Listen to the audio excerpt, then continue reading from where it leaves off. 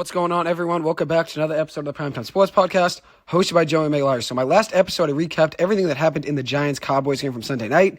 Now I'm going to give a recap of every other game in the NFL from this past weekend in Week 1. I'm going to touch on every game, probably a minute or two on each game, so it won't be as in-depth as I went in on the Giants game, but I'll give you guys my thoughts on each game and talk about some players that stood out, whether it was for the good or for the bad. We'll start off with the Bengals, who had a tough loss to the Cleveland Browns. Joe Burrow didn't even show up in this game. It was actually his first career game with under 100 yards.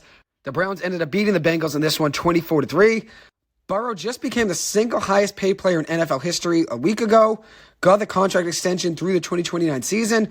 Right before the game, gets the deal done, gets a 5-year, $275 million deal, so about $55 million per year.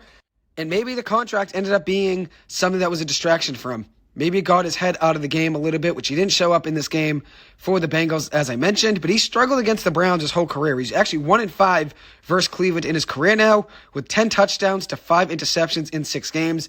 And this one on Sunday, he was 14 of 31 passing for 82 yards. As I said, his first career game with under 100 yards. There were 11 punts for Cincinnati in this game, and they only had 2 drives with multiple first downs. That's crazy for an offense that most people would have in the top 3 to 4 in the NFL. And the craziest stat I saw was that the air yards per pass attempt that was completed by Joe Burrow went 2.5 yards on average, meaning he wasn't airing it out. He didn't really have many completions that were long completions of 30 or 40 yards like he typically has in a typical game where he'll throw like a 30, 40-yard strike downfield to Jamar Chase. That wasn't the case in this game. And credit to Cleveland's defense. They showed up and they played. They really showed out and had a great game versus Cincinnati in Week 1, a game that I didn't really give them much of a chance in. I thought Cincinnati was going to win this game, even though Burrow has struggled versus Cleveland in his career. I thought Burrow was going to come out hot and thought he'd be firing the ball downfield considering he just got a big payday, but maybe that was a distraction for him. And no completions to T. Higgins on 8 targets is nuts. If you said before the game T. Higgins would have 8 targets and not record a catch, I'd say no chance. That's actually crazy. Deshaun Watson in this game was 16 of 29 passing for 154 yards, a touchdown and an interception, had 5 carries of 45 yards and a touchdown on the ground. Once again, looked rusty and not great, but did enough to get a win. Credit to Cleveland, they got a win. The defense, though, was a big reason that Cleveland ends up winning that game, holding Cincinnati to just 3 points and 82 passing yards for Joe Burrow. That's just crazy. I don't think anybody saw that coming. And credit to Myles Garrett. He's my pick for Defensive Player of the Year, and he started off the year hot with a sack and 4 quarterback hits. So now I'm going to move on to talking about the 49ers-Steelers game, which the Steelers offense did not show up in this game. The 49ers absolutely dominated the Steelers in this one. The 49ers are now 11-0 when Christian McCaffrey starts. 11-0 when McCaffrey starts. And he's been healthy his entire time with the Niners, which hasn't really been the case his whole career in the NFL. He struggled with injuries a lot of his time in Carolina. But with San Francisco, he's found a way to stay healthy. And maybe because he doesn't have to take 30 carries a game like he used to when he was on Carolina. They can really split up carries and touches there in that San Francisco offense, considering they have so many weapons. Brandon Ayuk, Deebo Samuel, George Kittle, Elijah Mitchell. They have so many weapons on that offense that McCaffrey doesn't really have to take a beating anymore. The 49ers end up winning that game 30-7 over the Steelers. Credit to the 49ers' relentless pass rush. They made it hard on the Steelers' offense all game. Nick Bosa just got a massive extension from the 49ers right before the game. He ends up becoming the highest paid non-quarterback in NFL history, getting a 5-year, $170 million deal at $34 million per year. Bosa's cap numbers are actually crazy because they found a way to restructure the cap so his first 3 years on this new extension, he doesn't really get too much of a cap hit so they can really save money and spend elsewhere. But then the next 3 years after that, it's ridiculous how much money he's going to be getting. So in his first 3 years, he has cap hits of $11 million, $14.6 million, and $20.5 million. And that's from 2023 to 2025. So $11 million, $14.6 million, $20.5 million. In the years 2026 through 2028, he's getting $42 million, $52 million, and $42 million, with the void year in 2029 getting $5.8 million. So a lot of big cap hits at the end of that contract. The back end of that contract is filled. $42 million, $52 million, $42 million. He's getting a lot of money at the end there. But the reality is, pass rushers, left tackles, they're all getting a lot more money than they used to because of how important they are to the game of football. You need a top-end pass rusher, you need a very good left tackle, and your quarterback needs to be really good too. All 3 of those positions typically are the most highest-paid positions on each team because of how valuable they are to the game of football in today's day. So in reality, Bosa's money does look crazy, $34 million, but somebody's going to get more money within the next year or two probably. That's just the way the NFL goes. TJ Watt could be up for a new deal. Same thing with Myles Garrett after this year if they both opt out, which they probably both will. Aaron Donald has an opt-out as well after this year's over. We'll see if he wants to play another season after this since he's been contemplating retirement. So we'll see what happens there with Aaron Donald. He may even retire after this year's over. But I think for Garrett and Watt, they're both going to get big paydays on the next contract. Probably get similar money to what Nick Bosa just got, if not more. That's just the way the NFL goes. The salary caps continue to go up. Players continue to get more and more money. And the more important positions, like pass rushing, offensive line, like a left tackle, and the quarterback position, all of them are valued more now than ever, and they're going to get paid the way they should be because those are the three most important positions in the game of football. Quarterback, left tackle, and then an edge rusher that's great. You need all three of those on a really good team. Maybe not elite at all three positions, but you need good players at all three of those positions in order to compete in today's day in the NFL and try to chase a Super Bowl ring. That's just a reality. You need to be good at the quarterback position and then in the trenches as well. Offensive line, defensive line, very important part of the game. So while I'm speaking about pass rushing being a big part of the game in today's day in the NFL, the 49ers defensive line was able to put a lot of pressure on Kenny Pickett. They had 5 sacks and 9 quarterback hits on Steelers quarterback Kenny Pickett. That ends up being a big part of the game. The pass rush of Kenny Pickett, stopping him from being able to look downfield and find open receivers, that ends up being a big difference maker. Kenny Pickett really didn't have much time in that game to make plays.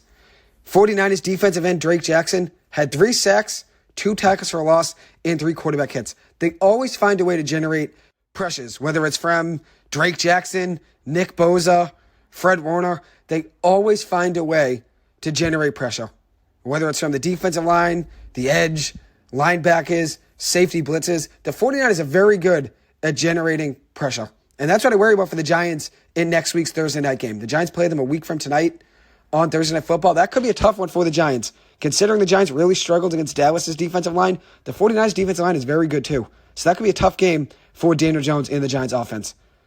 But in that game, Drake Jackson did shine for the 49ers against the Steelers. As I said, 3 sacks, 2 tackles for a loss, and 3 quarterback hits. Kenny Pickett didn't have much time to throw. 31 of 46 passing, 232 yards with a touchdown and 2 interceptions. A disappointing start to the season for Pittsburgh's offense, who was money during the preseason, but they still have a lot of time to get back on track. But this is obviously not the best way you want to start the season. But there's still 16 more games to go, and I thought George Pickens would be a breakout player this year, and he didn't really do much in that game. But with that being said, nobody on the Steelers offense did much. When you lose the game 30-7, you really didn't have much going anywhere on offense or even on defense. You didn't really have much going as a team in that game on Sunday. But they still have a lot of time to get back on track. 16 games left in the season. There's still a long way to go for teams to figure things out and get themselves back on track. For the 49ers, quarterback Brock Purdy played very well in this game. He found Brandon Ayuk for 2 touchdowns in the first quarter, and he finished the game 19-29 passing for 220 yards and 2 touchdowns. That's very impressive. That's very impressive. Brandon Ayuk had a great game. As I said, 2 touchdowns in the first quarter, 8 catches for 129 yards and 2 touchdowns. But one thing I want to say about Purdy was that I did question him in my quarterback rankings. I think he's going to have solid numbers considering you have that many weapons on offense. But when you look at everything he has around him and how easy of a system the 49ers give quarterbacks, where they really don't have to do too much, you always have an open receiver and you always have a dump-off option. You always have a guy in the flat that's always open.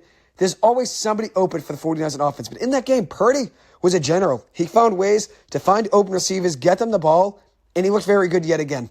He continues to win games, so I can't really criticize him too much more. But as I said a lot in my preview to the season, I do really like Sam Darnold. I really want to see him get a chance with this 49ers offense. Another guy that stood off for the 49ers on offense was Christian McCaffrey. They're 11-0 now in games he starts, and he had a 75-yard touchdown in this game. Very impressive. I mean, the firepower in this offense is just ridiculous. Then you look at 49ers defense, and as I mentioned, they made it very hard at Kenny Pickett and the Steelers offense. I was honestly surprised. I thought the Steelers were going to have an upset win in this game with all the momentum they had last season at the end with Kenny Pickett taking over and them winning games and getting themselves back to over 500. I thought there was a lot of momentum in the Steelers' favor going into the season. Then they did very well in the preseason, so I was excited to see them play. That's why I had them as an upset win over the 49ers in this game. But credit to Shanahan and the 49ers. They came ready to play on the road and got a win. Tough start to the season for the Steelers. There is still a long way to go, but they now are without defensive lineman Cam Hayward for at least the next 8 weeks. So that's obviously a loss there with a big injury to their defensive line. Next up, I want to talk about the Packers, who got a big win in Week 1 over the Chicago Bears, 38-20. Jordan Love really shined in this game. He actually became the 3rd quarterback in Packers history to have a 3-touchdown and no interception game within his first 2 starts. That's very impressive. Only the 3rd quarterback in Packers history to have a 3-touchdown and no interception game within the first two starts. Very impressive. First two starts of their career, that is. So, very big start to the season for Jordan Love. He started off the year on the highest note possible. 3 touchdowns, finding Romeo Doubs for 2 touchdowns, and that's without Christian Watson healthy. He was able to find other receivers downfield and throw touchdowns. As I said, 2 to Romeo Doubs, who had a good rookie year last year, and maybe now he takes a step up in that offense. Hopefully Christian Watson does come back healthy, hopefully this week, because I thought he was going to be a big breakout candidate this year for that Packers offense. But credit to Jordan Love. He looked great in this game. He looks great. I'm excited to see what he does this week against Atlanta. I think that's going to be a fun game to watch. Could be a close one right down to the wire, which the Packers last week won in a blowout, and the Packers won their game by 2 touchdowns. So neither team has been in a close game. Obviously, it's only one week in, but neither team had a close game in week 1. So if this were to be a close game, I think it'd be a fun one to watch, considering both teams have good offenses. Obviously, the Packers have probably a lot more depth on offense than the Falcons do, but the Falcons do have Bijan Robinson. Hopefully, Drake London is a breakout candidate this season like I thought he would be. And they also have Tyler Algier as a solid backup running back, with Kyle Pitts as well at tight end. If you look at the Packers, if Christian Watson's back healthy, that's a big wide receiver one there, potential to be a breakout player this year in fantasy football. Romeo Doubs, Aaron Jones, A.J. Dillon, Jordan Love. I mean, I think it'd be a fun matchup to watch. In this game against the Bears, Aaron Jones really showed up. He's a guy that I don't really have much confidence in going into the season because I thought A.J. Dillon would take over at the midway point. And now Aaron Jones is a little banged up. We're going to see if he can play in week 2. But in this game against the Bears, he had 9 carries of 41 yards and a touchdown, with 2 catches of 86 yards on a touchdown as well. So 2 touchdowns with 127 yards from scrimmage. Very impressive start to the season for Aaron Jones. Justin Fields, quarterback of the Chicago Bears, did struggle in this game. 216 passing yards, a touchdown, and a pick. That pick was returned for a touchdown by Packers linebacker Quay Walker. That was a fourth quarter pick 6, making it a 38-14 game. So it was already kind of over before that pick 6. It was still a 17-point game, but that pick 6 ends up making it a 24-point game. Fields also added in 9 carries of 59 yards in this game. One thing I do worry about for the Bears is that their offensive line is definitely still an issue. Justin Fields was sacked 4 times in this game. That's definitely something they need to address in the 2024 NFL Draft. The next game I'm going to mention here is the Patriots-Eagles game, which it ended up being a very close game. The Eagles end up winning that game 25-20 in the rain on Tom Brady Day. But the Patriots found a way to battle back. They were down 16-0 early in the game. They could not have started the game any worse with a pick 6 by Eagles cornerback Darius Slay and then a fumble inside their own territory by Ezekiel Elliott, giving the Eagles very favorable field position with a lead. And the Eagles end up converting and getting a touchdown on that drive. So it's really hard to start the game giving up a field goal in your first defensive drive. The Eagles got a field goal right away, so the Patriots gave a field goal in their first defensive drive. Their first offensive drive is a pick 6 for Darius Slay. So you're already down 10-0. Or I guess 9-0 actually, because the Eagles missed an extra point. Then in the next drive, the first play, Ezekiel Elliott fumbles. And the Eagles recover the ball on the Patriots' 26-yard line. So the Patriots put themselves in a hole, down 16-0 early. They could have just packed it up and gave up. But they battled back. In the second quarter, Mac Jones looks great. Even though, as I said, he did have a pick 6 in the first quarter. That was off Kendrick Bourne's hands. Returned for a touchdown early in the first quarter. But then he responded in the second quarter and found a way to get the Patriots back on track with 2 touchdown passes in the second quarter, one being a ton to Henry and another touchdown strike to Kendrick Bourne. And Bourne actually looks like he could be the wide receiver 1 for the Patriots. 6 catches on 11 targets for 64 yards and 2 touchdowns. He looked really good in this game for the Patriots offense. Mac Jones finished the game 35-54 passing for 316 yards, 3 touchdowns, and an interception. Mac Jones looked good in this game. Besides a pick 6, which I think Bourne probably should have had it since it hit him in the hands, but it was a high pass. Regardless, Mac Jones responded and had a good second quarter and a really good game after that pick 6. The Eagles didn't look that dominant. That's one thing I took away from this game. The Eagles are a good team, very talented on both sides of the ball. But if the Patriots didn't hand them a few scores early in the first quarter, it could have been a different game. The Patriots still battled even being down 16-0. And a big play came for the Patriots on defense in the fourth quarter with 3 minutes to go. Jalen Hurts scrambled, and Jabril Peppers found him in the middle of the field with a big hit, and he ends up fumbling the ball, coughing it up, and the Patriots recover the ball with 3:32 left in the fourth quarter, down by 5 points. So the Patriots have the ball now on Philly's 41-yard line, and they couldn't do anything with it. A turnover on downs with 2:24 to go. The Patriots defense comes up big, gets the Patriots the ball back on offense with 1:57 to go. So the Patriots offense gets the ball back, just under 2 minutes to go. Mac Jones drives the Patriots all the way down the field to the Eagles' 20, but unfortunately a 12-yard completion to Keyshawn Boutte comes back after review, showing that Boutte didn't get 2 feet down, and the Patriots end up losing the game on a turnover of downs. But Mac Jones did look impressive, though, after that pick six. He found a way to get the Patriots back on track and in this game. I give him credit. He looked better. I thought Mac Jones would have a better season this year than in last. I thought Mac Jones would look better than last season. I thought his stats would be a lot better. I just worried about the team because the division is really good. Now with Aaron Rodgers going down, who knows what the Jets are going to look like, which I'll give you guys my thoughts on that situation in just a few minutes. But for the Eagles, they didn't look really that dominant in this game. Darius Slay had 7 targets, gave up 33 yards, had a 62.2 passer rating allowed, did have a pick six, but also allowed a touchdown in this game. James Bradbury, who was out for tonight's Thursday Night Football game, was targeted 5 times in the Eagles secondary, allowing 38 yards and a touchdown and a 104.2 passer rating. So neither cornerback looked great in that game, but Darius Slay did have a pick six, which obviously makes a difference. One positive for the Eagles defense is defensive lineman Jalen Carter, who's a rookie, recorded 8 pressures, which was the most pressures of any defensive tackle in the NFL in Week 1. He finished that game with a 32% pass rush win rate, which is exceptional. For the Patriots' first-round pick in this year's draft, Christian Gonzalez, he looked very good too. Played every single snap for the Patriots in their secondary and finished the game with 7 tackles, a sack, a tackle for a loss, and a big 4th down pass breakup. He looked very good. He's obviously something for the Patriots to build around in their secondary. One controversial play came with the Patriots trailing by 8 on 4th and 3 with 9 minutes and 39 seconds to go. Bill Belichick's on the Eagles' 17-yard line, could opt to kick a field goal. The Patriots are down by 8 at this point.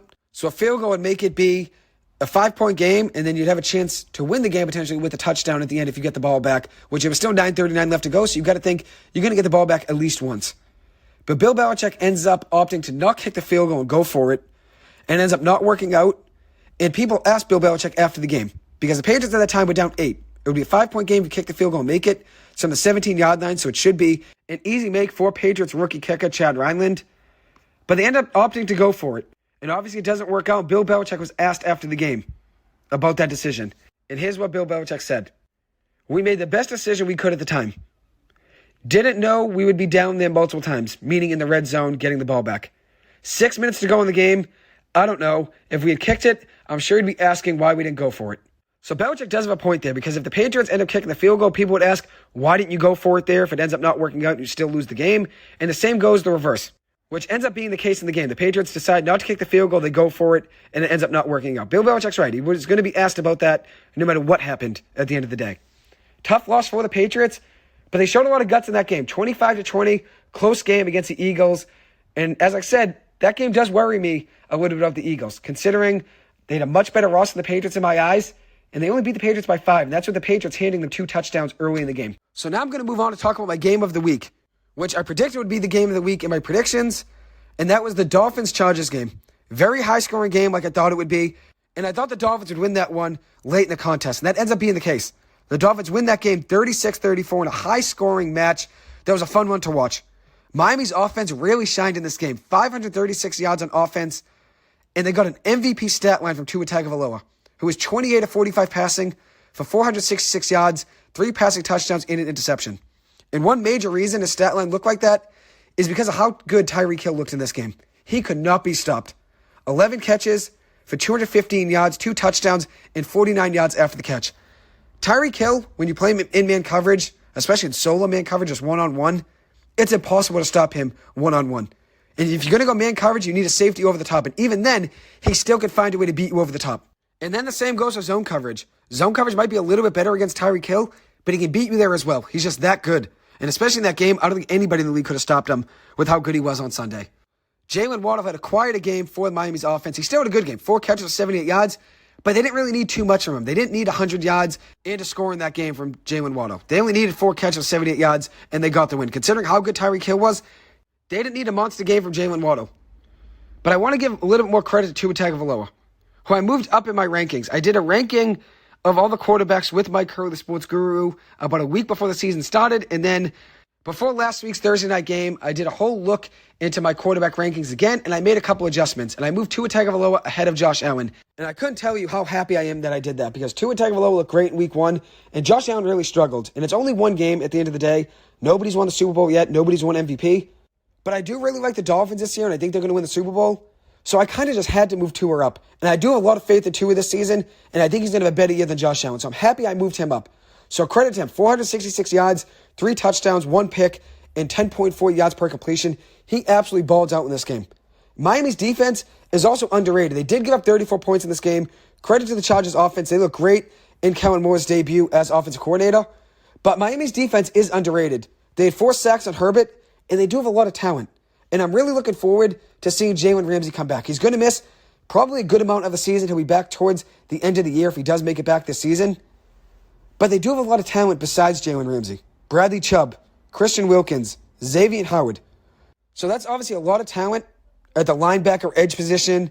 Obviously the defensive line being Christian Wilkins, and then Xavier Howard in the secondary. Bradley Chubb's a great outside linebacker. A lot of talent there for that Dolphins defense. I'm excited to see what they look like the rest of the season because I expect big things out of this Dolphins team on offense and defense. Considering Mike McDaniel is their head coach, which I think McDaniel is a top 3 head coach in the NFL. So considering you have the best offense, and if not the best, a top 3 offense in the NFL, a good defense with a lot of talent, and then a top 3 head coach in my eyes, obviously the Super Bowl is the expectation there. If Tua Tagovailoa can stay healthy, I like the Dolphins to win the Super Bowl. I said it last week before the season began, and I'm going to stay with it. The Dolphins are still my Super Bowl pick. Justin Herbert played very well in this game. As I said, that was the debut for Kellen Moore as the offensive coordinator for the Chargers. And Herbert played well. 23 of 33 passing, a 70% completion percentage, 228 yards and a touchdown, with 5 carries for 18 yards and a touchdown on the ground. So 2 total touchdowns in the game for Justin Herbert, with just about 250 total yards between passing and rushing. He looks good, and I'm excited to see what they look like on offense throughout the whole season. And one guy that didn't really do much in that game was Quentin Johnston, their first-round pick in the 2023 NFL Draft. I expect him to make plays for them at some point this season. So I hope they find a way to get him the ball this week. I think he could be a good game-breaking player for them on offense. Has big playmaking ability, obviously a lot of speed, and has some height as well. I think he could help them out a lot on offense, and he wasn't really much of a factor last week. Austin Eckler and Josh Kelly were both great on the ground. Miami's run defense is something they have to get better in, because Austin Eckler and Josh Kelly were both just unstoppable on the ground for Miami. And if you look at it, Austin Eckler had 16 carries for 117 yards and a touchdown. And then Josh Kelly, the backup running back, had 16 carries for 91 yards and a touchdown as well. So Miami's run defense definitely has to improve. That's something that's going to have to get better over the course of the season. But I liked what I saw from Justin Herbert in this game. There still is obviously a long way to go for the Chargers.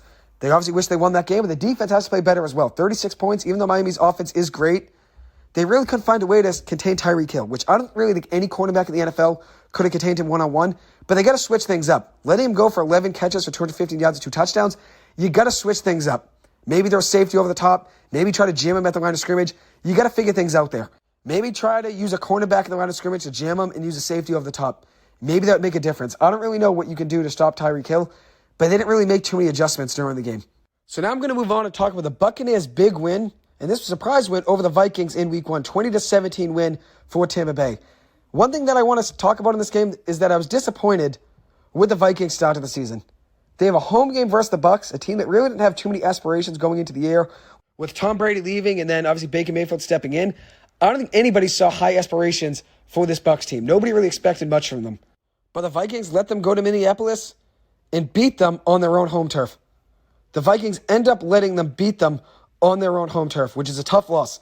But Baker Mayfield, credit to him. He's a guy I criticized. I had him at the bottom 3 of my quarterback rankings. He found a way to win this game. 21 of 34 passing, 173 yards, 2 touchdowns, no interceptions. His biggest issue has been decision-making in his career, but he played good enough for the win in this game. So credit to Baker Mayfield. He looked pretty good. And obviously when you have 2 great receivers like Mike Evans and Chris Godwin, it definitely makes it easier on you. And he found ways to win. So credit to him. As for the Vikings, their offense wasn't really an issue in this game. They only got 17 points, but Kirk Cousins looked pretty good overall. He did have one play at the goal line looking for KJ Osborne that was underthrown, could have been picked, but he's 33 of 44 passing for 344 yards, 2 touchdowns, and an interception. Found Justin Jefferson 9 times for 150 yards, and also found rookie wide receiver Jordan Addison for his first career touchdown. 4 catches, 61 yards, and a touchdown in that game for Addison. He's going to be a game breaker for them on offense. But the Vikings really couldn't find a way to win this game at home. That's my issue here with the Vikings. I expect them to win 10 games. I expect them to win the division. But losing to the Bucs at home isn't the best start to the season. Tampa Bay's defense did show up, though, so it's not just Baker Mayfield showing up. Tampa Bay's defense showed up as well. 9 quarterback hits. They also had an interception of Kirk Cousins and 2 sacks, and they gave him just 7 points in the second half. Just 7 points. And if you look at Kirk Cousins' stat line, 344 yards, you'd expect him to win that game. But Tampa Bay and their defense, they found a way to stop the Minnesota offense. Just 7 points in the second half for Minnesota. Tampa Bay had a 57-yard field goal in the fourth quarter with 5 minutes to go. Chase McLaughlin, 57-yard field goal ends up being the game-winning kick, and the Vikings end up winning that one 20-17. So credit to Tampa Bay defense. They found a way to win, and obviously found a way to win on offense as well. So it's not just the defense. Their offense made plays to win the game too. So credit to both sides of the ball there for Tampa Bay. The Vikings play tonight in Week 2 on Thursday Night Football. I'm going to preview that game at the end and give you guys my thoughts. The next game I'm going to talk about is Jacksonville, which had a big win over the Colts, 31-21. But it was a little bit closer than I expected. 31-21 win. But I thought the Jacksonville Jaguars would win this game easily. And the way I feel about it still goes. It shouldn't have been a close game. Even though Jacksonville comes away with the win, that's most important is getting the W at the end of the day. It shouldn't have been this close of a game. A team that's tanking like the Colts, even though some people thought they'd win maybe 5, 6, 7 games this season, I had them at, I think, 3 or 4 wins in my predictions. I didn't really have much trust in this Colts team. They came out and they fought, so credit to them. I'm going to talk about their offense just 1 second. But I want to talk about Jacksonville's big 3. Trevor Lawrence, Travis Etienne, and Calvin Ridley. Quarterback, running back, wide receiver. All 3 of them had very good games. Trevor Lawrence, 24 of 32 passing for 241 yards, 2 touchdowns and a pick. Had a couple very impressive throws to Calvin Ridley. In tight coverage, he's not afraid to thread the needle and throw into tight coverage. Trevor Lawrence has the arm to put the ball anywhere he wants it. One of the best arms in the sport, and he's not afraid to throw into tight coverage. And you saw that in that game throwing to Calvin Ridley. And then Travis Etienne showed up as well. 18 carries, 77 yards and a touchdown with 5 catches of 27 yards in the air. And then Calvin Ridley, 8 catches of 101 yards and a touchdown, including a first quarter touchdown pass from Trevor Lawrence. He looked great in the game. That offense is ready to roll. As I said in my predictions, I have them as the best offense in the NFL this season. Then I think I had the Dolphins at 2. And I'll stay with that. I like those 2 offenses a lot in the AFC. The Colts made a nice run, though, especially in the third quarter. They had 14 points in the third quarter, one of them being a scoop and score, and the other one being a 39-yard touchdown pass from Anthony Richardson to Michael Pittman. And Richardson really impressed me in this game. 24 of 37 passing, 65% completion percentage, a touchdown pass and interception with 10 carries of 40 yards and a touchdown on the ground. He came out of the game with an injury, but he should be good to go this week. 2 total touchdowns in this game, just 1 interception. That's something people worried about. The interception wasn't a great pass, but you're going to make mistakes as a rookie quarterback. But there was another thing about his game that I worried about, and that was his running ability. Very good runner, elusive, big guy, the same build as Cam Newton. Very big quarterback, elusive, could beat you with his strength. But the issue is this, he didn't really want to slide. He was just running freely and taking hits. And at the end of the day, Trevor Lawrence told him at the end of the game, like, hey, you got to be careful in this league. Running the ball, you can run, just try to slide, get yourself out of bounds, try to avoid some hits. And that's something Anthony Richardson has to learn because he doesn't want to get himself hurt. But he looked good in this game. He impressed. And the Colts, as I said, found a way to make a run in the third quarter and make it a close game. A scoop and score after stripping Trevor Lawrence. And they end up scooping it up and getting a touchdown. And then a big touchdown pass from Anthony Richardson to Michael Pittman. Their offense honestly looked decent in this game. And that's without Jonathan Taylor. But their replacement running back for Jonathan Taylor is Deion Jackson, who really struggled. 13 carries of 14 yards and 2 fumbles lost. He's going to still get carries since Evan Hull is now on the IR, and they have Zach Moss coming back this week. But Deion Jackson's still going to be in the mix. So his fumbling issues have to be solved. For Jacksonville's defense, Josh Allen really stood out for them. He came up big with 3 sacks. Jacksonville has needed a better pass rush. Over the last few seasons, that's one part of the game they struggled with, is pass rush, and in their secondary. Last season, they got better with it. And this season, they started off very strong in their pass rushing game. With 3 sacks from Josh Allen, he had 10 tackles with 3 tackles for loss and a quarterback hit. And then former number 1 pick Trayvon Walker had 6 tackles, a sack, a tackle for a loss, and a quarterback hit as well. That defense looks ready to roll. Even though it's against Indianapolis, that defense came out ready to play. The next game I'm going to mention is the Saints-Titans game, which the Saints end up eking out a win 16-15 in this one. But one thing I wanted to talk about mostly in this game was the poor play from Ryan Tannehill, because if he doesn't turn the ball over 3 times in this game, maybe there's a chance the Titans end up beating the Saints in this game. Quarterback is an issue for this Titans team. I said it in my quarterback rankings. I worried about Ryan Tannehill this season. I think I had him at 30th in my rankings. And the way he looked on Sunday, he was the 32nd quarterback in the NFL. From what I saw in red zone, he really struggled. And I think he'll end up being the first quarterback that's benched this season. And that's what I thought. In my predictions, I said that I thought Malik Willis would be stepping in at some point midway through the season because I don't really have much faith in Ryan Tannehill. And if you watch the game on Sunday, he looked awful. 16-34 passing, 198 yards, and 3 interceptions. And of those 3 interceptions, a lot of them were just careless throws, just not caring, just giving it to the defense, basically. So that's obviously a worry for Tennessee. DeAndre Hopkins in his Titans debut had 7 catches, 65 yards. Running back Derrick Henry still looks good, and that's even with backup Tajay Spears taking some snaps from him. Tajay Spears ends up being the leading running back in snaps in that game. Derrick Henry did look good, though, still ran the ball hard. So that's why I think, at the end of the day, I think Ryan Tannehill is what's holding them back on offense. So maybe Ryan Tannehill gets a chance sooner rather than later. Derek Carr in his Saints debut, a quarterback, was 23 of 33 passing for 305 yards, a touchdown, and an interception. He found Chris Olave for 8 catches and 112 yards. Very impressive game for Olave as a wide receiver 1. One thing that was big for the Saints in this game was their defense.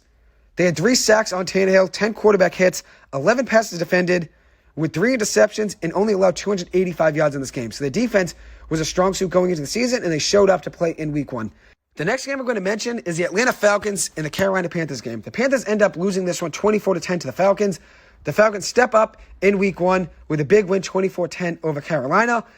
And one thing I want to mention about this Panthers team is that I was very high on them to win the division. I expect them to show up this season and be much improved. I liked a lot of their offseason signings. And one offseason signing that I want to mention right now is Jesse Bates, who had 2 interceptions on Bryce Young, had 10 combined tackles, a forced fumble, and 2 passes defended. What a great offseason acquisition for this Atlanta Falcons secondary. A position of need, they needed help at the safety position, and Jesse Bates showed up and made big plays for them already in week 1. Another offseason acquisition they had was Bijan Robinson, who had an 11-yard touchdown reception in the first quarter. He finished the game 10 carries for 56 yards with 6 catches of 27 yards and a touchdown in the air. Very impressive game overall for Bijan Robinson. Only 16 touches for him. Tyler Algier had 15 carries for 74 yards and 2 touchdowns, with 2 touchdowns in the fourth quarter. He also had 3 catches of 19 yards in the air as well. And I know a lot of people look at that and they worry about Bijan Robinson and his production, considering Algier did take 2 of those touchdowns. But Bijan Robinson is a big reason they moved the ball down the field in those situations. And then Algier just came in on the goal line and just cleaned things up, really. So credit to Bijan, credit to Algier as well. 2 very good backs. But Bijan Robinson is a lead back. They're obviously the most talented player on that team in my eyes. The Falcons' defense showed up to play in the second half.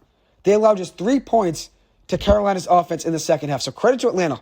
And then Atlanta's offense also generated 17 points in the second half as well. So they outscored Carolina 17-3 in the second half. Bryce Young didn't look great in his NFL debut for Carolina. 20 of 38 passing, 146 yards, a touchdown, and 2 interceptions. He does have a lot to learn, a lot to adjust to, but I think he can be a good quarterback in the NFL. But obviously 2 interceptions in your debut. Not the best start to your career, but it's only his first game in the NFL as a starter in a game that matters. He's going to adjust. He's going to learn. I do have more confidence, though, in C.J. Stroud, as I've mentioned, though, already on the podcast multiple times now. The Panthers' defense didn't look bad in this game. Panthers' defensive lineman Derek Brown looked pretty good. 9 tackles, a sack, 2 tackles for loss, and a quarterback hit. Monster game from him. And then Brian Burns, who's the best player on defense, had 7 tackles, 2 sacks, a tackle for a loss, a quarterback hit, and a forced fumble.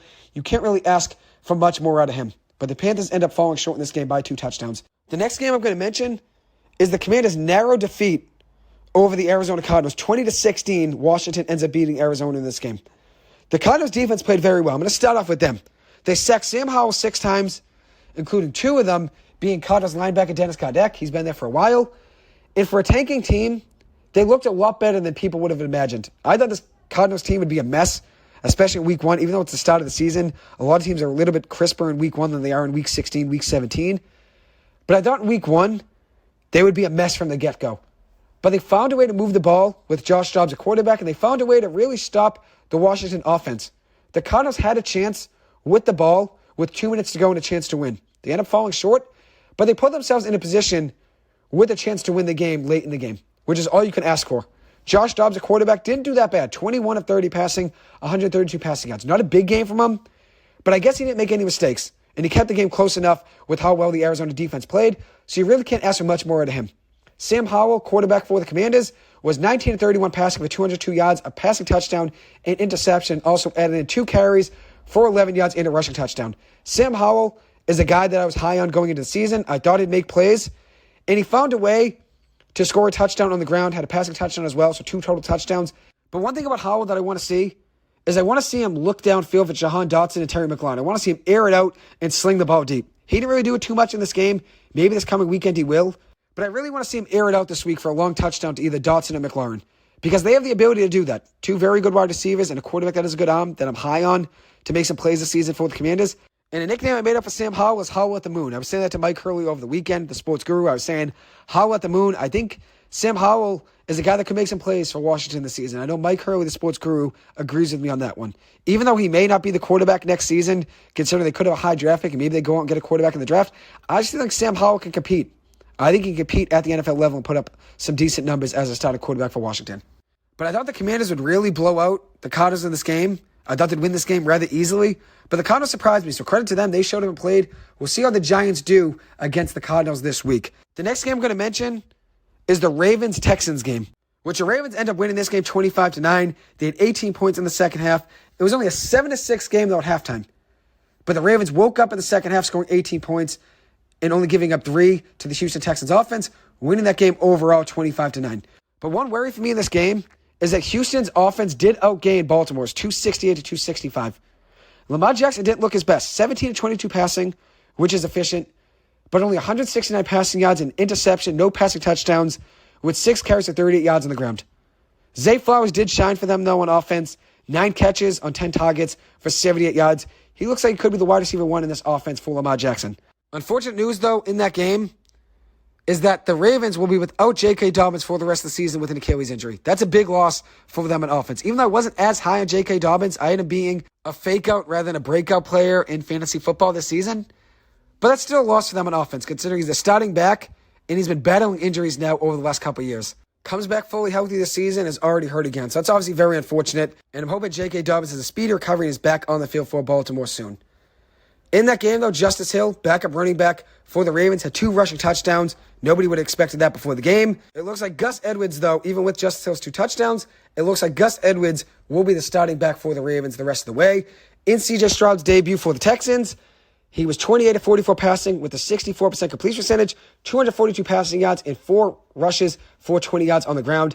I thought the Texans were going to score more points, though. I thought the Texans would keep things close here with the Ravens. I thought they would score points and be right down to the wire, but that wasn't the case. But Stroud didn't have a bad day, though, in his debut. Nico Collins was his top receiver, 6 catches for 80 yards, and I do expect Nathaniel Tank Dell to make some big plays on offense at some point within the next couple games. I think C.J. Stroud and him could have a really good connection this season. Stroud didn't make any mistakes, but I thought he'd have at least a touchdown pass in this game. But maybe this coming week, he'll have a big game in week 2. The next game I'm going to mention is the Rams' surprise win over the Seattle Seahawks, winning that game 30-13 over Seattle. Seattle was outscored 23-0 in the second half by the Rams. 23-0 in the second half. And I said before the season began that I thought Sean McVay and the Rams could surprise some people this year. I had them at 8 or 9 wins. With the news of Cooper Kupp being out 4 games, I changed that prediction to, I think, 8 wins. But I was always teetering between 8 wins and 9 wins for this team. And even without Cooper Kupp in this game, the Rams' offense found a way to stay afloat, and they found a way to get a win. With Puka Nacua as their new weapon in the slot, he was great. A guy that I said to keep your eye on in my predictions. A guy that I thought could fill the Cooper Kupp role with Cooper Kupp out. And I thought he could be a major contributor for them on offense this season. And he started the year with 10 catches on 15 targets, which is nuts, for 119 yards. He really filled the Cooper Kupp role. 15 targets with 100-plus receiving yards and double-digit receptions. That's a Cooper Kupp role right there. So with Cooper Kupp coming back at some point, hopefully in week 5, that's going to be big for this Rams offense. And with them winning games now there's more of a need for Cooper Kupp to come back. If they were 0-4, let's say, maybe Cooper Kupp milks the injury and waits a couple more weeks. But with them winning in week 1, now there's a little bit more of an urgency. Tutu Atwell had a good game at the receiver position as well. 6 catches for 119 yards. And then running back Kyren Williams surprised in this game. I thought Cam Akers would be money this season. I had him being a breakout player in fantasy football. But Kyren Williams was more productive in this game. Williams had 15 carries for 52 yards and 2 touchdowns. Akers finished with more carries, 22 carries, but for just 29 yards and a touchdown. So not the best day for Akers on the ground. Not really productive. Not as productive as, obviously, Williams was in that game. Aaron Donald finished the game with 4 tackles, a sack, and a quarterback hit. He still continues to be a big disruptor on the defensive line for the Rams. As for the Seahawks in this game, I thought they would regress. That was a big prediction of mine before the season began. I know a lot of people had them being an NFC dark horse and a Super Bowl dark horse contender, but I didn't really see that with this team. And even though it's week 1, there's still a lot of football left to go. They have a great head coach at Pete Carroll. They can still turn things around to get themselves back on track. But from this week 1 game, the regression that I thought they would have kind of played out in this one. It's only one game at the end of the day, but losing to the Rams to start the season without Cooper Kupp being on the Rams offense, that's tough. The Rams offense had 426 yards. Seattle had just 180 yards on offense. They were outgained on offense 426 to 180. So credit to the Rams defense first off, and then credit to the Rams offense. They showed up ready to play on both sides of the ball. Geno Smith struggles in this one. 16 to 26 passing for 62% as a completion percentage, 112 passing yards and a touchdown. But in a game where you're down, especially in the second half, where you're outscored in the second half, 23-0, and you only have 112 passing yards in the game, that's not great. 112 passing yards in a game where you're down a ton is ridiculous.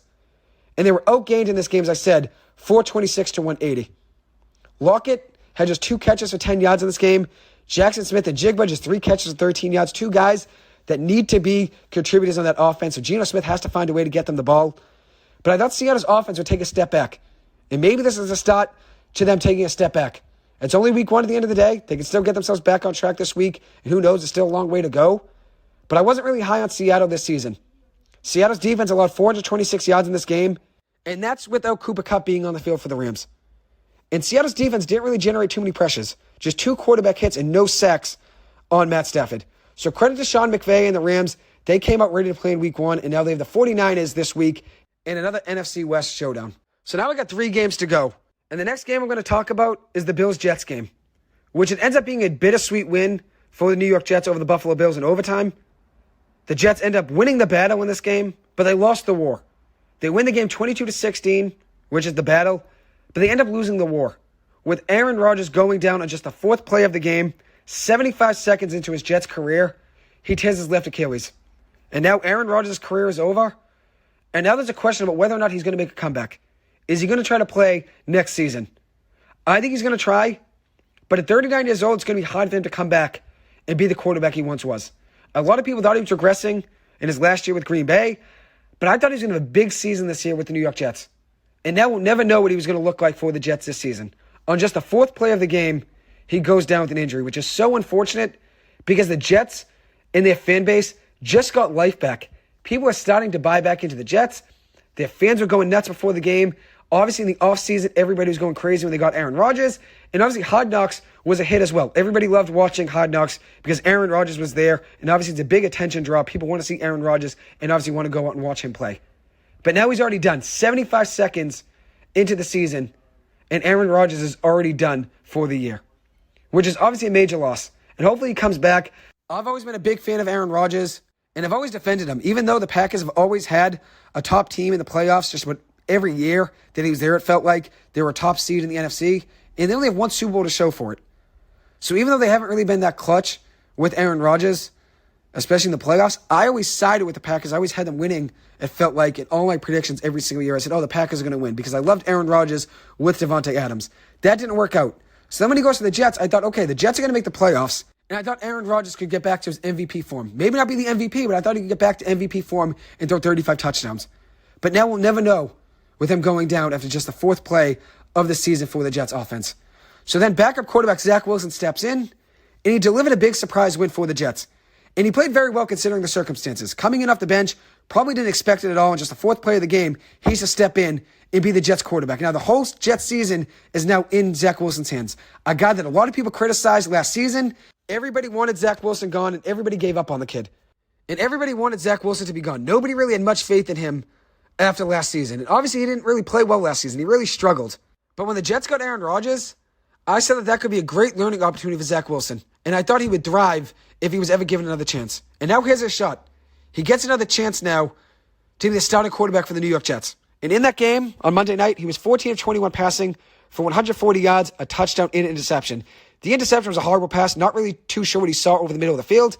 Ends up getting picked rather easily. And that was something he's struggled with over the years, is just giving up careless turnovers and throwing into coverage that he shouldn't really be throwing into. But I always thought that Aaron Rodgers could be a positive influence for him. And I thought maybe he could learn from Aaron Rodgers, learn coverages, learn when to throw the ball into tight windows, learn when to throw the ball away, learn when to slide, learn when to step up in the pocket. There's a lot of things about the game of football that Aaron Rodgers knows that I feel like Zach Wilson could learn from him. And at the end of the day, I'm sure Zach Wilson learned a lot from him during training camp and during the summer. And it seems like that Zach Wilson is still going to have Aaron Rodgers by his side because Aaron Rodgers is still going to go to the building and be there as a mentor for Zach Wilson for the rest of the season. So that's obviously a good thing there for Zach. Wilson did have a touchdown pass in the game to Garrett Wilson. It wasn't really a great pass. It could have gone picked. It was really a pass breakup that Garrett Wilson kind of just got in there and tried to hit the ball away from the cornerback. But it ends up being an acrobatic touchdown grab by Garrett Wilson and ends up being a big touchdown score for the Jets, gets them back in the game, and they end up winning that game in overtime. They won that game off an electric punt return by Xavier Gibson, a guy that really showed out for them over the summer. In the preseason, he looked very good. Gets an opportunity now in that big game on Monday night as a punt returner, and he ends up returning it for a touchdown and giving the Jets a big win. Even though the Jets won the battle, as I said, they did lose the war with Aaron Rodgers going down. So now what are the Jets going to do? Who are they going to bring in for their backup quarterback position? There are still free agents in the market they could bring in. Carson Wentz, Matt Ryan, Colt McCoy, Cam Newton.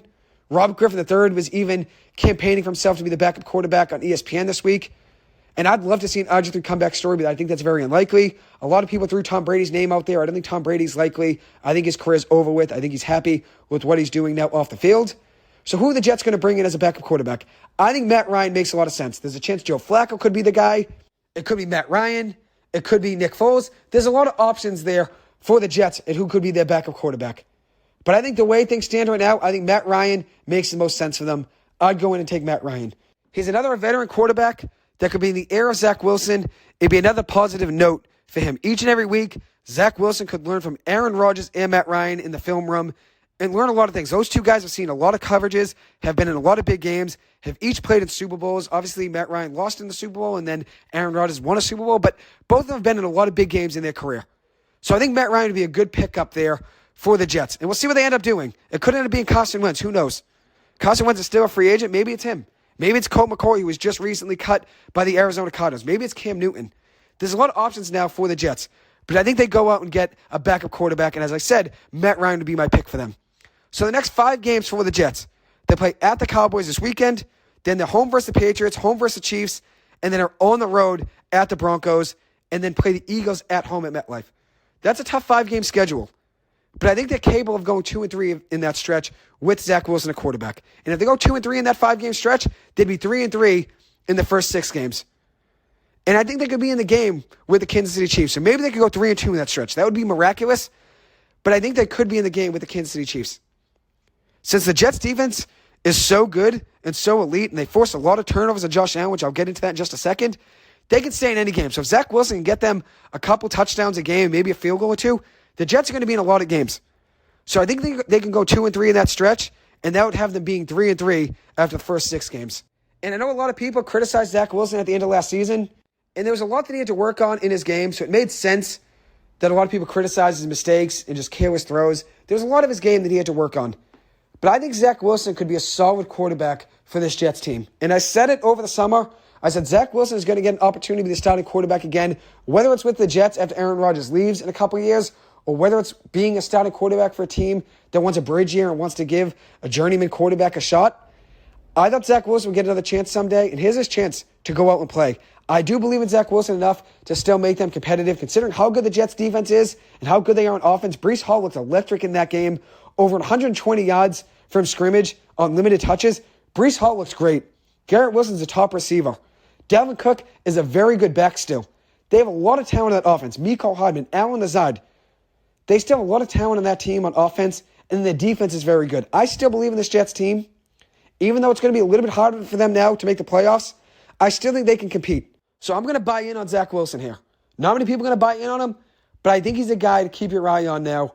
And maybe the Jets can still be a playoff team. A lot of people threw their playoff chances out the window once Aaron Rodgers went down, which I understand, considering Aaron Rodgers is an all-pro quarterback, 4-time MVP. But I think Zach Wilson can still be the answer for them at quarterback now with Aaron Rodgers down. It's all in Zach Wilson's hands. Robert Saleh said Zach is our quarterback. So they got to give him a shot. Let's see what Zach Wilson can do. But I'm not completely selling stock on Zach Wilson. I think he can still help them out, and I think he can help them still be competitive. So now I want to move on and talk about Josh Allen, who really struggled in this game on Monday night. And one thing after this game on Monday night is that people are starting to finally mention Josh Allen's turnover woes. Something I've been talking about for years now on my radio show and podcast. I've always mentioned that Josh Allen is very careless throwing the ball. He's had his fair share of turnovers. And then I always mention, which I've said this now a million times, that the Bills are always a Super Bowl favorite. They're always a Super Bowl contender, an AFC powerhouse people see them as, and they have nothing to show for it. No Super Bowls with Josh Allen at quarterback. And have lost in the division around 2 straight years. So the turnovers, then obviously not winning big games, that's my issue there with Josh Allen. He has 84 turnovers since the start of the 2018 season, which is the most in the NFL by far. He's played in 77 career games, and with 84 turnovers, he's averaging 1.1 turnovers per game, which is abysmal. He turns the ball over at least once per game on average. And I've always said that I found Josh Allen overrated, and I know a lot of people love talking about Daniel Jones' turnover woes, and they talk about how Daniel Jones is a turnover machine. But for years, people neglected to mention that Josh Allen turns the ball over too. And Daniel Jones has gotten a lot better with his turnovers the last couple seasons. Even though he did have 2 turnovers on Monday night, one of them not being his fault, a pick 6 that was off the hands of Saquon Barkley. Then he had another tough pass trying to make a play out of nothing. But at the end of the day, people always bring up Daniel Jones' turnovers. And he's gotten a lot better with that over the last couple seasons. Josh Allen has been a turnover machine for the last couple seasons. But one thing with Josh Allen is that he's found a way to outweigh it, though, by his touchdowns. He outweighs his turnovers with his touchdowns and his big playmaking ability. And that's a big reason no one really ever mentioned Josh Allen's turnovers. Because if he has a lot of turnovers in a game, let's say he has 2 or 3 in a game, he finds a way to win sometimes, and then nobody talks about the turnovers. But on Monday night, he lost that game. And that's the big difference here. If the Bills won that game on Monday night, I don't think many people would be talking about Josh Allen's turnovers as much as they are right now. But one thing I always mention is that Josh Allen always had more around him than Daniel Jones did. And I'm not comparing Josh Allen to Daniel Jones here. Let's compare the situations. Josh Allen has a number 1 receiver in Stephon Diggs, has a better offensive line than Daniel Jones, and before last season had Brian Daboll as his offensive coordinator, and also a better head coach than Daniel Jones had before last season with Sean McDermott. Before last season, Daniel Jones had Jason Garrett and Joe Judge as his offensive coordinator and head coach. And then last season, the Giants get Brian Daboll and Mike Kafka as the head coach and offensive coordinator. That makes a big difference in Daniel Jones' game. But Josh Allen still has a better offensive line and a wide receiver 1 in Stephon Diggs. And I always made the case that Allen without Stephon Diggs would not be the same quarterback. And I think there's a chance Stephon Diggs will want out at some point. And I've said that now for a while. Allen in this game was 29 of 41 passing for 236 yards, a passing touchdown, 3 interceptions, and a fumble. 4 turnovers in this game for Josh Allen, with 3 of those turnovers coming in the second half. He finished the game with 4 turnovers, 236 passing yards, a touchdown, and 6 carries for 36 yards. All the Bills had to do in this game was not turn the ball over, and they would win. With Aaron Rodgers going down early on the 4th play of the game, all Josh Allen had to do was not turn the ball over. But he ends up turning the ball over 4 times, including 3 times in the second half, and Zach Wilson ends up beating Josh Allen for the 2nd year in a row. But here's the difference. When the Bills win games and Josh Allen has a good amount of turnovers, let's say it's 2 or 3, winning the game and a couple big touchdown passes ends up outweighing those turnovers. And that's what the difference was in this game. The Bills end up losing, and that's the reason people are talking about his turnovers. But in that game, he found a way to drive down the field and ends up setting up the Bills for a game-tying field goal with 6 seconds to go. It ends up going off the upright, a 50-yard field goal from Tyler Bass, goes off the upright and in, ties the game, sends it to overtime. And at that point, I'm like, okay, if the Bills win this game, nobody's going to talk about Josh Allen's turnovers. And no one's going to talk about how careless and atrocious he looked on that field in that game on Monday night. He was throwing into double coverage. For fun, it looked like that sometimes. But with that loss, now he finally faces the Heat for once. He had 3 interceptions to Jets safety Jordan Whitehead, who really balled out in that game for that Jets secondary. That defense is really good. So credit to that Jets secondary and that defense. They showed up ready to play. But Josh Allen was really careless in this game. And I've been critical of him already. So this isn't the first time I've been critical of him. There's still a long way to go and a long season ahead. But a lot of people had Josh Allen as the 2nd best quarterback in the NFL heading into this season, right behind Patrick Mahomes. And a lot of people had the Bills winning the Super Bowl or being an AFC championship contender for the 3rd or 4th straight year in a row. But here's the thing with the Bills. They have found ways to lose in the playoffs and have lost in the division around 2 straight years in a row. 2 straight years in a row. So that's why I really can't trust this Bills team. So now with Aaron Rodgers going down, that could be a potential playoff spot for another team. I had the Jets in my playoff predictions, and now with Aaron Rodgers going down, things could change. Maybe the Chargers' playoff chances are stronger now than they were before the injury to Aaron Rodgers. With Aaron Rodgers going down, we'll see how they perform with Zach Wilson. As I said, I still do have faith in Zach Wilson. He can still help this team be competitive. But at the end of the day, with Aaron Rodgers going down, the playoff chances for other teams did go up in the AFC. The Chargers have a better shot now. They were my first team out in the playoffs. I had them at 10-7 along with the Jets in my predictions, but I had them losing to the Jets in a tiebreaker for the last wildcard spot. Now the Chargers' playoff chances are stronger than they were before. So as I said now a couple times, the Jets end up winning the battle in that game, but they lose the war with Aaron Rodgers going down with a season-ending injury. And one other thing I want to mention in this game was that a lot of the time in the NFL, Josh Allen or another star quarterback, like let's say Lamar Jackson and Joe Burrow, all had weaker week ones, considering Joe Burrow only had 83 passing yards and Lamar Jackson didn't look really that great passing the ball, didn't have a passing touchdown in that game, but they still end up winning regardless. There's a lot of games, though, where starting quarterbacks struggle, they lose the game, or they don't really have great stats at the end of it, and they end up getting away with it. But it seemed like after this week, Josh Allen faced some heat on ESPN, faced some heat on social media, and that was never really the case before. Daniel Jones has a bad game, and he's getting roasted, whether it's on Twitter, Instagram, FS1, ESPN. The next day, people live for bad days for Daniel Jones so they can just rip him to shreds. But for other star quarterbacks like Lamar Jackson, Josh Allen, Joe Burrow, they have bad games, and they don't really face as much heat as Daniel Jones typically does when he has a bad game. But after this week, I saw Josh Allen face some heat, and it made me feel a little bit better about Daniel Jones, because there are a lot of games that Daniel Jones plays well, that he doesn't get respect, and then when he has a bad game, analysts like Dan Orlovsky, Stephen A. Smith love to point out his mistakes, and they weren't pointing out his successes when he was having good games. But I'm happy after this past week, Josh Allen faced some heat. And I always wondered, why doesn't Joe Burrow face as much heat after a bad game like he did in week one? Why didn't Lamar Jackson face as much heat after that game in week one? Even though the Ravens won, Lamar Jackson didn't look great. But here's the reality of the situation. When you have a star quarterback like Lamar Jackson, Josh Allen, Joe Burrow, they don't really face as much heat because the next week they could respond to 3 touchdowns and people completely forget the 4 turnovers. Daniel Jones and his track record of turnovers has followed him every single game of his career. He has 2 interceptions on Sunday Night Football. People start talking about the turnover issues again, not talking about the poor offensive line play that was around him or how he really played well last season. People forget all of that. So now I'm going to move on and talk about the Lions game. This was last Thursday night. The Lions had a big win in week 1 over the Chiefs, winning that game 21-20 on Thursday Night Football. Patrick Mahomes struggled heavily in the second half of this game, and it wasn't really his fault. In the second half, he was 2 of 12 passing with an interception when targeting wide receivers. And overall in the second half, he was 9 of 22 with 79 passing yards in an interception, with a 32.2 passer rating in the second half, which was actually the worst in second half passer rating among quarterbacks that were qualified in the NFL this past week. The worst second half passer rating in the NFL. So that's unlike Patrick Mahomes. But I wouldn't really blame Patrick Mahomes for that Chiefs loss. The Chiefs receivers dropped 4 passes in that game, which ended up being tied for second most in a game with Patrick Mahomes at quarterback. 4 drops, that's ridiculous. And Mahomes, you look at his stat line, it wasn't really as good as it typically is, but could have been a lot different if Kadarius Toney made a couple more catches, and if Sky Moore didn't drop a big 4th and 20 play. Patrick Mahomes finished the game 21 of 39 passing for 226 yards, 2 touchdowns, and a pick. He did have a big touchdown pass to my boy Rashee Rice in the first half, rookie wide receiver that I said to keep your eye on as a potential breakout candidate for them on offense, and he looked good in week 1.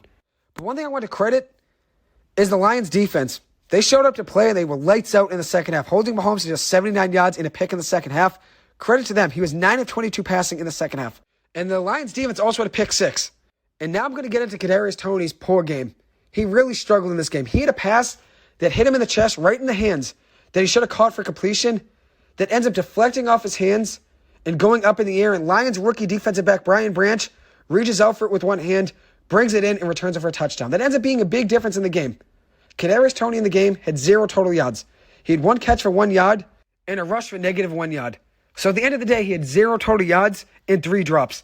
You can't really have as bad of a game as Kadarius Toney did in Thursday Night Football last week.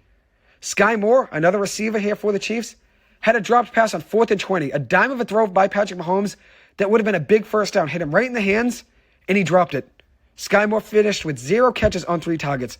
Not the best start to a breakout season that some people expected for Sky Moore and Kadarius Toney. Both of them struggled in this game in week 1. But credit to the Lions. They trailed in this game 20-14 in the fourth quarter. David Montgomery had the game-winning touchdown, an 8-yard rush with 7 minutes to go in the fourth quarter. Ends up being the difference maker, giving them the win. Jared Goff showed up for the Lions, 22 of 35 passing for 253 yards and a touchdown. He found Amon-Ra St. Brown for a touchdown in the first quarter. St. Brown finished this game with 6 catches, 71 yards, and a touchdown. The Chiefs were without Travis Kelce and Chris Jones in this one, but that's not an excuse. You show up to play the game, and I know Mike Tirico did say in the broadcast that this wasn't as big of a win for the Lions considering they didn't have Chris Jones or Travis Kelce on the Chiefs in this game, but regardless, there's always injuries, there's always plays out, that's just the NFL. So credit to the Lions for showing up and getting a big win in week 1. According to reports, there's a chance Travis Kelce is back in this weekend's game for the Chiefs, and then Chris Jones will be back with the team this weekend after receiving a new deal. He got a 1-year, up to $25 million deal with a $19.5 base salary for this season. He will be a free agent after the season's over, but he is tag eligible after the season ends, so maybe there's a chance he is franchise tagged at the end of the season. So now I'm going to move on to talk about the Raiders' upset win over the Denver Broncos. The last game I'm going to mention now of the Week 1 slate.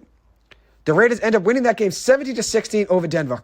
Jimmy G in his Raiders debut was 20 of 26 passing for 200 yards, 2 touchdowns, and a pick. Wasn't his prettiest game, but he always finds a way to win. That's what he's great at. He finds a way to win games, and he did that last Sunday, getting a win for the Raiders in Week 1.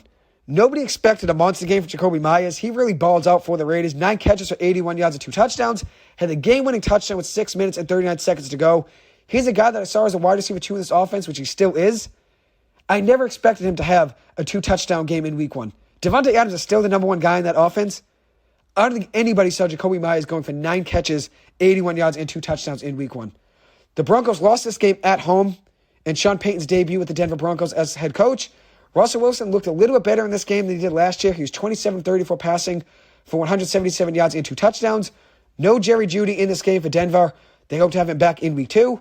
From a BC defensive end, Zach Allen had 5 tackles, a quarterback hit, and a tackle for a loss for Denver's defense. Their defense is good. Their offense is what held them back last season. We'll see what the story is for this year as well, but they're 0-1 to start this year.